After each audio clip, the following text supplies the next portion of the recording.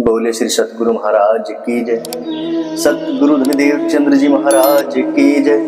महामति श्री प्राणनाथ प्यारे की जय। सतगुरु श्री राम रतन साहेब की जय। प्यारे सुंदर साथ जी, मेरे प्राणाधार, मेरे आत्म संबंधी सुंदर साथ जी, आप सभी के चरणों में मेरा कोटान कोट प्रेम प्रणाम जी। तो सुंदर साथ जी, गत भाग में जैसे कि आपने जाना कि अपने महाराज श्री, जिनका नाम बचपन का झंडू दत्त, जब उनके पिताजी का धाम गमन हो जाता है तो कुछ वर्षों के पश्चात प्लेग नामक महामारी के चलते उनकी माताजी का भी धाम गमन हो जाता है और उनकी आयु इतनी होती है कि वो ढंग से संभल भी नहीं पाते। उस छोटी आयु में ही उनके ऊपर मानो दुखों का पहाड़ टूट गया। फिर भी विधि के विधान को समझते हुए कि परमात्मा ने जैसे रच दिया उसको कोई टाल नहीं सकता, उसी को मानते हुए अपने जीवन में अग्रसर रहते हैं। कभी भूखे सो जाते हैं तो कभी सिर्फ पानी पीकर ही अपना गुजारा करते हैं और कभी पानी में चून घोलकर पी जाते हैं। तो ऐसा देखते हुए उनके जो ताऊ थे, ताऊ जी मानिए कसाई किस्म के ही इंसान थे कि तनिक भी उनकी आंख को हम बातें नहीं थे। एक रात ऐसा हुआ कि वो हमारा हाथ पकड़कर और बुद्धिदास को गोद में उठाकर हमें कुएं में डालने की ओर चले और मानो बस डालने ही वाले थे कि कुएं की मन से हमारा पैर अड़ गया और तुरंत वहां पर कुछ लोग बैठे थे। तो वहां पर एक प्रतिष्ठित व्यक्ति ने आवाज सुनी तो उसने आकर ताऊ को धमकाया और धमकाते हुए क्या बोला,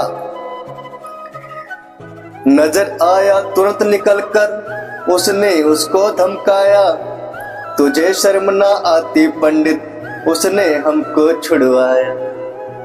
कि वो प्रतिष्ठित व्यक्ति हमारे ताऊ को बोलते हैं, अरे वो पंडित, क्या तुझे शर्म नहीं आती कि तू इन छोटे छोटे बच्चों को इस प्रकार प्रताड़ित कर रहा है कि उनको तू मारने की मंशा से कुएं में डालने को चला है। जैसे ही उन प्रतिष्ठित व्यक्ति ने ये सब देखा तो उन्होंने ताऊ जी को धमकाया, हम तो हाथ हुक्म के हक के हाथ हुक्म, प्यारे हक के हाथ हुक्म, इत हमारा क्या चले, ज्यों जानो त्यों करो खसम। बोलो जी श्री धाम धनी की जय, बोलो जी श्री रतन पिया की जय। देखिए, हम तो हाथ हुक्म के और हक के हाथ हुक्म कि हम तो इस दुनिया में अगर श्वास भी ले रहे हैं तो उसके हुक्म से ही ले रहे हैं। किसके हुक्म से? वो हक, वो हादी, वो पार ब्रह्म परमात्मा जिसके हुक्म मात्र से ये सारी सृष्टि की रचना हुई, ये ब्रह्मांड बना। उन्होंने हुक्म किया अक्षर ब्रह्म को, जो कि उनका एक सत्स्वरूप है, उनका हुक्म स्वरूप है और उन्होंने ये ब्रह्मांड की रचना कर दी।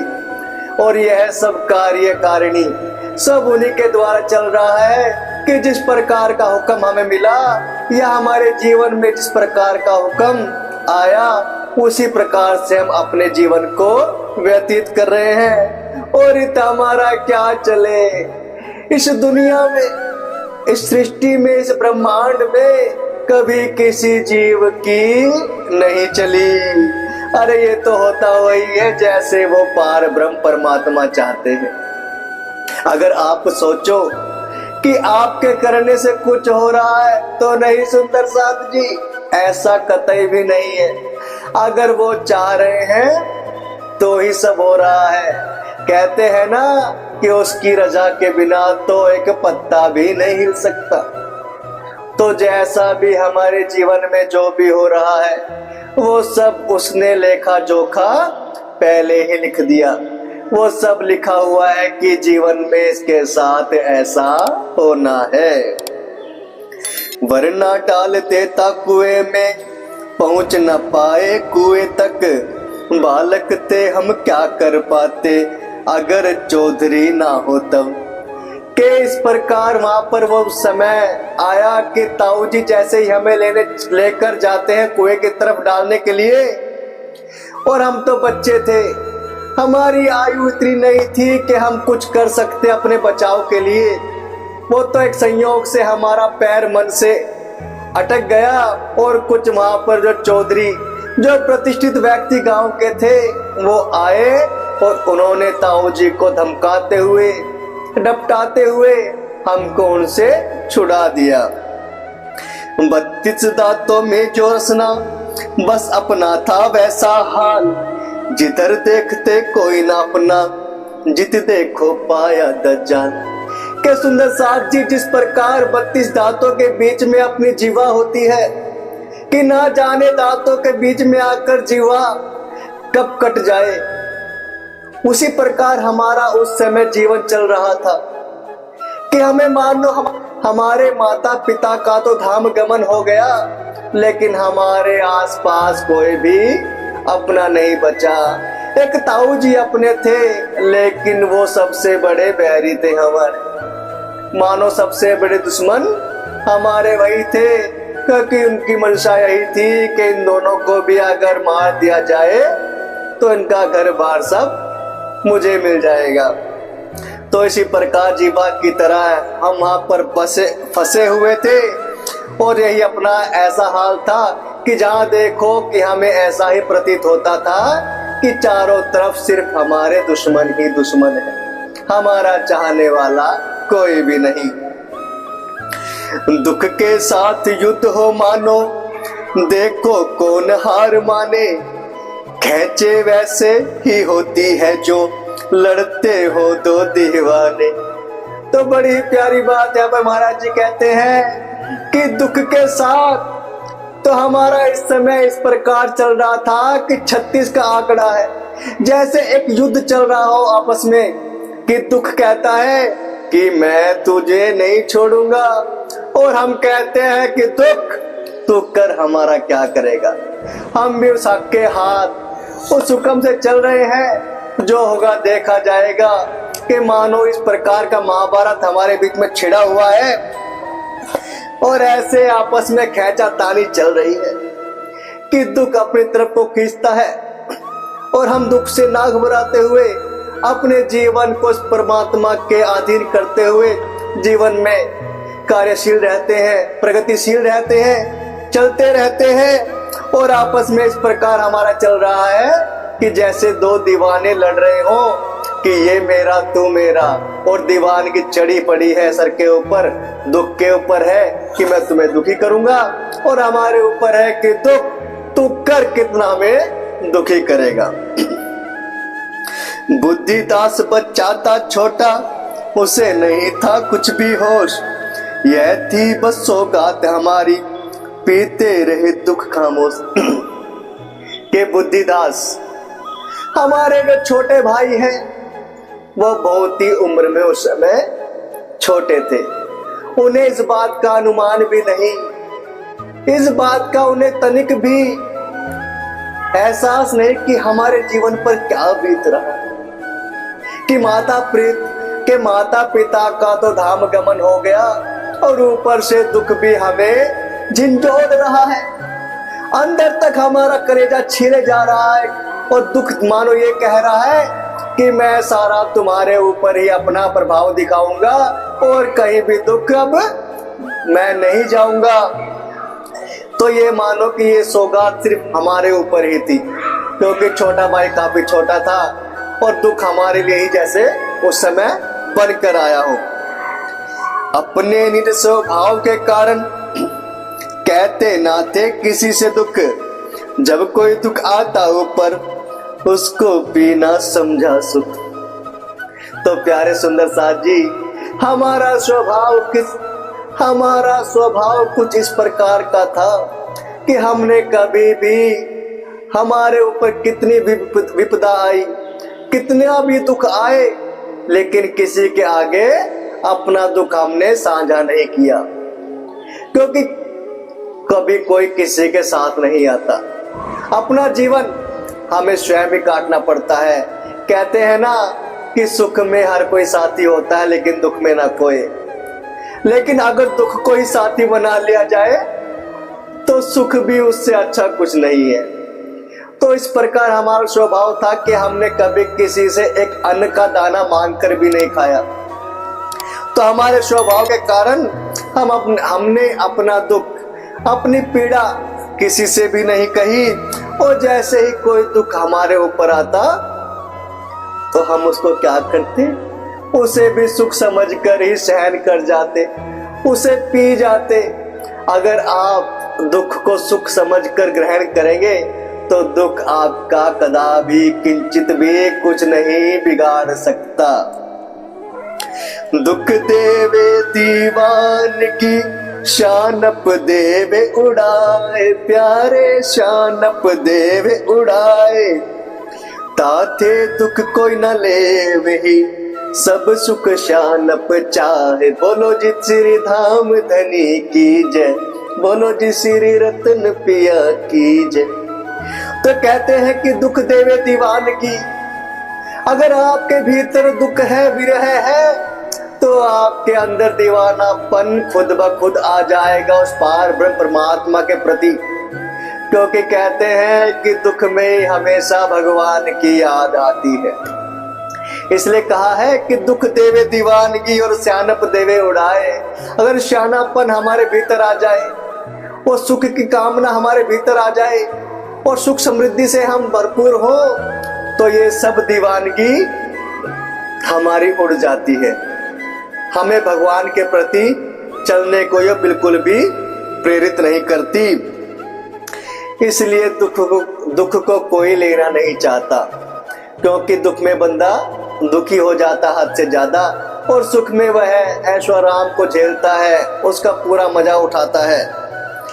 लेकिन कहते हैं कि इसलिए सब सुख को ही चाहते हैं।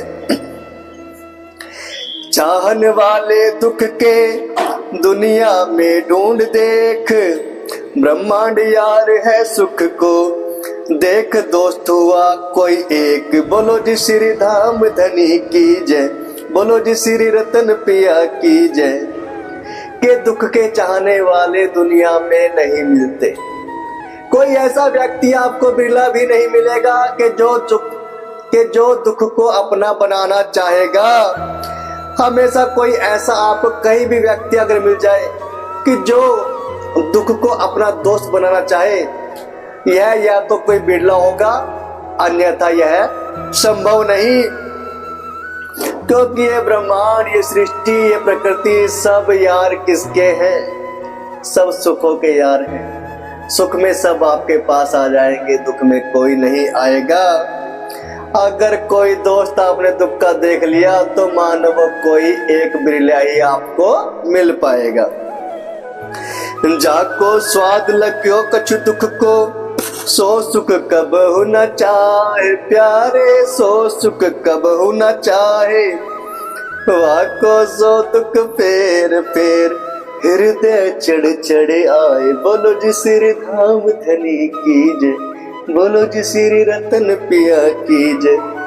अगर किसी को दुख का एक बार स्वाद लग गया, अगर किसी की आत्म को दुख में रहना अच्छा लगने लगा और उनको दुख का एक एहसास ऐसा होने लगा कि ये दुख नहीं है भाई, ये तो मेरे लिए सुख से भी बड़ा है, तो वह कभी भी सुख को नहीं चाहेगा।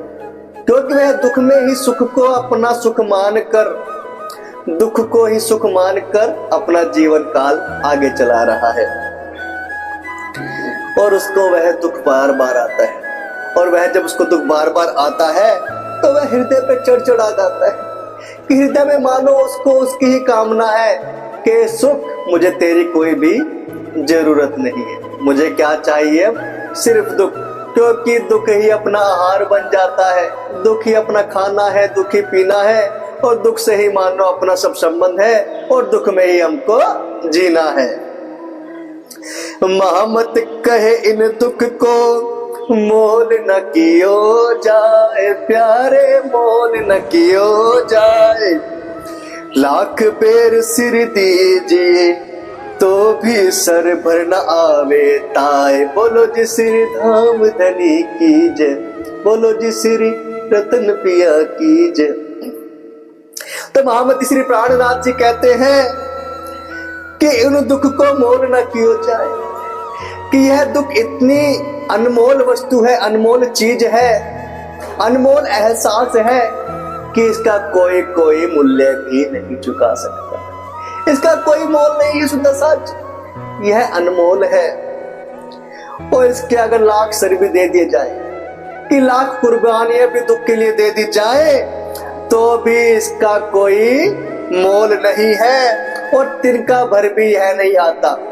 अगर लाख सर दे तो एक सर मात्र का भी कोई किसी को दुख नहीं मिल पाएगा, क्योंकि इस दुख का कोई मोल नहीं है। सुख का तो आपको मोल मिल जाता है सुंदर साहब जी, क्योंकि सुख में आपके चाहने वाले, आपके सगे संबंधी सब आपके पास आ जाएंगे, और वह अपना अच्छा समय और आपका अच्छा समय आपस में व्यतीत करेंगे, तो मानिए यही उसका मोल है। लेकिन दुख आपको हमेशा अकेले ही झेलना पड़ेगा। दुख में कोई किसी का साथ नहीं देगा। दुख में आपको पीड़ा होगी तो खुद को होगी, तो वो सब कुछ आपको स्वयं झेलना पड़ेगा। तो इसलिए कहते हैं कि दुख अनमोल है, दुख का कोई मोल ही नहीं। जैसे हो मखौल कोई दुनिया ऐसी लगी हमें, एक घटना है जिससे जाना बतलाता हूँ आज तुम। तो प्यारे सुंदर साहब जी अपने महाराज श्री कहते हैं कि यह दुनिया मानो एक मखौल है, एक मजाक चल रहा है किसी प्रकार का, कि यहाँ पर सब मजे ले रहे हैं हमारे। इस प्रकार का कुछ प्रसंग हमारे साथ घटता है, जिसे मैं अपनी वाणी के द्वारा, अपनी बातों के द्वारा आपके साथ साझा करने जा रहा हूं। कई रोज के भूखे थे हम, गाय चुगाया करते थे, छोटा भाई साथ रहता था, गाय छोड़ उसके आगे। कि हम कई रोज से भूखे थे, हमें अन्न का एक दाना भी नहीं मिला था, पानी पी पी कर मानो हम गुजारा कर रहे थे। और उस समय हम साहूकारों की, जमींदारों की गाय को चराया करते थे, और छोटा भाई बुद्धिदास हमेशा हमारे साथ ही रहता था, क्योंकि माता पिता का साया नहीं था, तो हमारी ही जिम्मेदारी थी छोटे भाई को साथ रखने की। तो एक रोज क्या हुआ कि हम गायों को उसके आगे छोड़कर चल देते हैं, क्या करने? खाने का इंतजाम करने। इंतजाम खाने का करने, खाना लाता हूँ कह के, गांव चला आया मैं वापस, चून कहीं से ला करके। तो महाराज श्री छोटे भाई बुद्धिदास जी को कहते हैं कि बुद्धिदास तुम रुको, तुम ठहरो, तुम गाय को देखो, मैं जाता हूँ कुछ खाने का इंतजाम करके लाता हूँ। और इतना कह करके हम गांव की ओर वापस आ जाते हैं, और कुछ ना कुछ थोड़ा बहुत हम चून आटा लेकर उस समय आ जाते हैं कि खाने का कुछ ना कुछ तो बंदोबस्त हो ही जाएगा। कई दिनों में बनी रोटियां, चला उन्हें जंगल लेकर, गया बुलाने बुद्धिदास को, रोटी पेड़ तले धरकर। कि ना जाने कितने दिनों के पश्चात हमारे घर में रोटी बनी हो। जब हम गांव में आते हैं तो कहीं से मांग कर चून लाते हैं, कोई हमें देता है चून, तो चून के बाद हम ना जाने कितने दिनों बाद रोटी पकाते हैं, और रोटी लेकर बनाकर हम सोचते हैं चलो बुद्धिदास वहां पर खेतों में जंगल में गाय चरा रहा होगा, तो चलो बुद्धिदास के पास रोटी वहीं लेकर चलते हैं, और वहीं पर दोनों भाई बैठकर भोजन को ग्रहण करेंगे। और फिर हम एक पेड़ के नीचे रोटियों को धरकर चले जाते हैं बुद्धिदास को आवाज लगाने के लिए कि आओ बुद्धिदास भोजन करते हैं। जब वापिस आकर देखा तो रोटी गायब मिली हमें, खोज करी जब तो वे रोटी पाई बंदर के मुंह में। और जब हम बुद्धिदास को बुलाने जाते हैं, जैसे ही उसे हम आवाज देकर वापस आते हैं तो देखते हैं कि हमने जो वृक्ष के नीचे, पेड़ के नीचे जो रोटियां धरी थी, वो रोटियां वहां पर नहीं है। उस समय भी मानो दुख हमारी परीक्षा ले रहा है। हमने ना जाने कितने दिनों के बाद तो रोटियां पकाई, और जब भाई को बुलाने गए पेड़ के तले रोटियां धरकर, तो वापस आकर देखा तो रोटी भी वहां पर हमें नहीं मिली। और जब देखते हैं क्या कि रोटी ऊपर पेड़ के एक बंदर के मुंह में है, वो बंदर हमारी रोटियां उठाकर ले गया। कि मानो बस आज भी रोटी हमें नसीब होनी ही नहीं है। धमका धमका खाता जाता, हम देखे जाते उसको, कहो दोस्त दे बंदर को या दोषी कह दे बंदर को।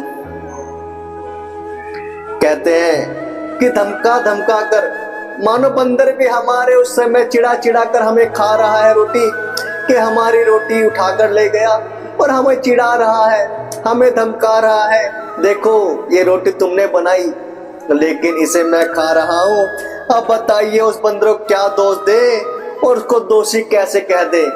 ये तो मानो कर्म में ही हमारे उस समय लिखा हुआ था कि आज हमें रोटी किसी भी कारण से नसीब नहीं होनी। जैसे जिद हो तुम्हें न मिलने, चाहे तू जो कुछ कर ले, तहज मारता हमसे कोई, खावेगे क्या ले खा ले। कि जैसे बंदर भी उस समय हमारे मजे ले रहा है, पूरे हमारे साथ मखौल कर रहा है, और जिद उसने भी पूरी पक्की कर ली कि भाई चाहे तू कुछ भी कर ले। और बार बार हमारी तरफ दिखा दिखाकर, हमें चिढ़ा चिढ़ा कर, हमें धमका धमका कर रोटी हमें दिखाता है और कहता है हाँ भाई रोटी खाएगा, क्योंकि उसे पता है रोटी उसके हाथ में है और वो पेड़ के ऊपर बैठा है, हम उस तक पहुंच नहीं सकते। और वो उस समय हमें चिढ़ा चिढ़ा कर बोल रहा है हाँ भाई रोटी खानी है, क्या तुम खाओगे? और खानी है तो खा ले, ले खा ले लेके। रह गए बंदर का मुंह ताकते, रोता रह गया भूखा पेट, कुछ मजाक भी करता था दुख, जैसे हम हो रिपू उसके ठेठ। कि हम बंदर का मुंह ताकते रह गए और बंदर रोटी खा रहा है। कि उस समय भी इस प्रकार का हमारे साथ वाकया हुआ कि ना जाने कितने दिनों के पश्चात हमें रोटी मिली और वो भी बंदर ले गया, जो सीधा सीधा संकेत करता है कि अगर कर्म में नहीं है तो आपको कुछ भी नहीं मिल सकता। कहते हैं ना कि दाने दाने पर लिखा है खाने वाले का नाम, और बंदर हमें चिढ़ा चिढ़ा कर हमारी रोटियां खा रहा है और हमारे साथ मजाक कर रहा है, हमें दुखी दे रहा है। इस दुख में हमें मजाक करते हुए बंदर भी हमारे मजे ले रहा है कि जैसे हम कोई रिंपू उसके ठेठ, कि भाई हम उसके सामने कोई इसके चेले इस तरह के हैं कि ना जाने कि वह हमें चिढ़ा भी रहा है और हम उसका कुछ कर भी नहीं सकते, कुछ बिगाड़ भी नहीं सकते। वो जिस प्रकार बंदर भी उस समय हमारे साथ मजाक मखौल करके हमारी रोटियां खा जाता है। मिलते रहे फूल ऐसे ही हम धरते रहे संभाल, कभी न रोए हम पिछली पर आगे का ही रहा ख्याल। कि इस प्रकार के वाक्य हमारे जीवन में ना जाने कितनी बार घटे होंगे, ना जाने कितनी बार हमारे साथ ऐसा हुआ है कि हमारे जो कर्म में नहीं है और हमने चाहा कि यह चीज हमें मिल जाए, लेकिन अगर कर्म में नहीं है तो वह हमें कभी मिली नहीं, और हम उन चीजों को सिर्फ अपने मस्तिष्क में ही ध्यान रखते गए और संभाल कर हमने रखे रखा। और लेकिन हमने एक चीज करी सुंदर साथ जी, कि कभी हम पिछली बातों पर, कभी अतीत के पन्नों पर हम नहीं झांके कि पीछे हमारे साथ क्या हुआ, क्योंकि कहते हैं जो बीत गया सो बीत गया। अगर हम भूतकाल में जाएंगे तो हमारा वर्तमान और भविष्य हमेशा खराब होगा। इसलिए भूतकाल को भूलकर हमने हमेशा अपने वर्तमान को और भविष्य का ही ख्याल रखा, आगे के लिए ही जाना कि हमें आगे किस प्रकार अपना जीवन यापन करना है, किस प्रकार हमें भोजन की प्राप्ति होगी, कहां से हमें क्या करना है। हम यही सोचते हुए अपने जीवन में आगे बढ़ते चले गए। अपने चाहे होत क्या रब चाहे सब होत प्यारे, रब चाहे सब होत। वो चाहे तो रात को कर दे ज्योति उद्योत। बोलो जी श्री राम धनी की जय, बोलो जी श्री रतन पिया की जय। बड़ी ही सुंदर बात कहते हैं सुंदर साथ जी कि अपने चाहे होत क्या, कि अगर आप कुछ चाहेंगे कि हमारे साथ इस प्रकार से कुछ हो जाए तो कभी नहीं होगा, क्योंकि आपके करने से चाहने से या हमारे चाहने हमारे करने से कभी कुछ नहीं होता। वो तो रब, वो परमात्मा, वो ईश्वर, वो भगवान, वो पार ब्रह्म परमात्मा सतगुरु महाराज राज जी महाराज, अगर वो चाहेंगे तभी वो होगा, क्योंकि जिस प्रकार से कर्मों में लिख दिया गया है वही होना है। हम चाहे कितने भी हाथ पैर मार ले, अगर हमारे कर्म में वो रोटी नहीं थी तो हमें नहीं मिल गई, हमें नहीं मिली, क्योंकि वो रोटी कर्म में थी उस बंदर की, और वो हमारे कर्म में होते हुए भी नहीं मिली, और उसके कर्म में उस समय नहीं थी लेकिन उसे मिल गई। वो चाहे तो रात को कर दे ज्योत उदय।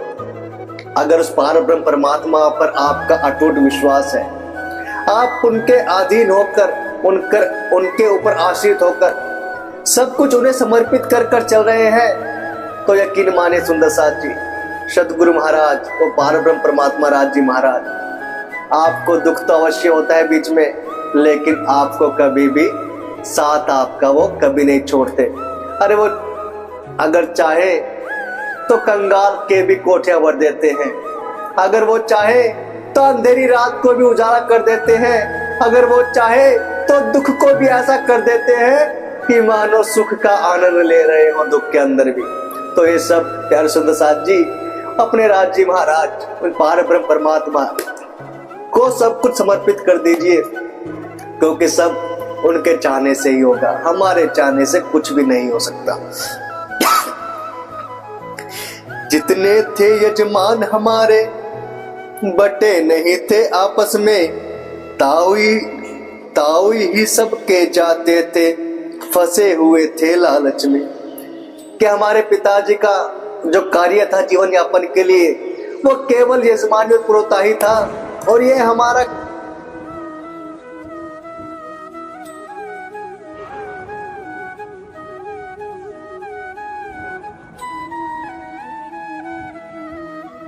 यह हमारा एक सामूहिक कार्य था पूरे परिवार का। ये कार्य हमारे पटे हुए नहीं थे, जो भी आमदनी आती थी उससे ही घर का जीवन यापन चलता था। तो उसी प्रकार हमारे जो यजमान थे वो भी हमारे बिल्कुल भी पटे हुए नहीं थे, और इसी कारण से केवल ताऊ जी हमारे सभी यजमानों के घर पर जाते थे, क्योंकि उनको पैसे का लालच था। उस लालच के कारण वो हमें कभी बताते नहीं थे कि वहां से इतनी आमदनी हुई, हमें वहां से इतना रुपया मिला, और वह सब गमन कर जाते थे अपने लालच के कारण। खुद टकारते दान दक्षिणा, हमें नहीं कुछ देते थे, आमदनी की जगह नाम तक अपना कभी न लेते थे। तो जितने भी दान दक्षिणा यजमानी करने से उनको प्राप्त होती थी, वह मानो खुद अपने भीतर डकार जाते थे। हमारा नाम तो उन्होंने एक बार भी नहीं लिया, और नाम तो क्या लेते, हमें तो बताते भी नहीं थे कि भाई मैं वहां जा रहा हूँ, और वहां से यजमानी करने से हमें कुछ वहां पर दान दक्षिणा, कुछ मूल्य, कुछ आमदनी वहां पर होगी। हमारे ताऊ जी के भीतर लालच बहुत ज्यादा था। कभी कभी यजमान हमारे हमें बुलाते भी रहते, पर रोड़ा बने वे बीच हमारे आ जाते। तो कभी कभी इस प्रकार से भी होता था कि हमारे यजमानों को भी पता था कि झंडू दत्त के पिताजी का धाम गमन हो गया, तो छज्जू दत्त जी की जगह चलो झंडू दत्त जी को बुला लेते हैं यजमानी के लिए। लेकिन हमारे ताऊ हमारे बीच में एक रोड़ा बन जाते हैं, क्योंकि उनके मस्तिष्क में सिर्फ लालच छाया रहता है। तो वह खुद ब खुद बीच में आकर हमें नहीं ना भेजकर खुद वहां पर चले जाया करते थे। एक दफा आया न्योता, खबर नाई लेकर आया, दिन छिपने ही वाला था तब मुझे ताऊ ने बुलवाया। तो एक बार की बात है कि जैसे गांव में नाई ही हमेशा शादी ब्याह या किसी प्रकार का कोई भी संस्कार है तो नाई के द्वारा ही न्योता गांव में भेजा जाया करता था। तो एक बार की बात है कि एक जगह से न्योता आया और वह गांव का नाई लेकर ही न्योते को आ गया। तो दिन शाम का होने ही वाला था कि मानो सूर्यास्त का समय है और दिन छिपने वाला है। तो तभी ताऊ जी ने हमें बुलवाया। बड़े प्यार से बोले मुझसे, तुम लल्लन खेड़ी जाओ, हम बूढ़े हैं जा ना पाएंगे, तुम बच्चे हो भगते जाओ।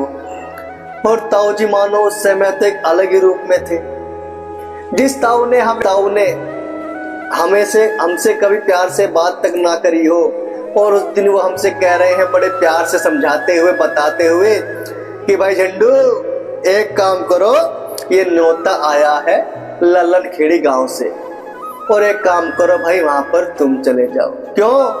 क्योंकि हमारा तो शरीर अब बूढ़ा हो गया है, हमसे वहां पर जाया नहीं जाएगा। अरे तुम तो बच्चे हो, तुम तो भागते भागते चले ही जाओगे, तो जाओ इस संस्कार में तुम जाओ। तो प्यारे सुंदर साथ जी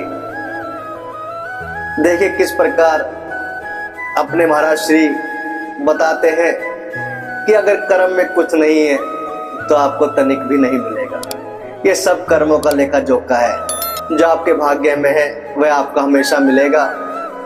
और ताऊ जी हमेशा लालच में फंसे रहते हैं